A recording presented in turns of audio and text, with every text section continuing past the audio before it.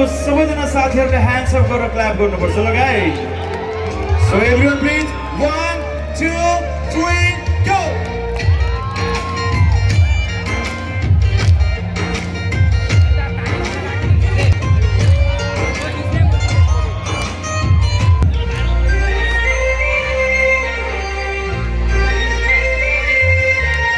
लत्याएर मलाई छाडिदियो बाचाको संसार तोडिदियो आज रुँदैछु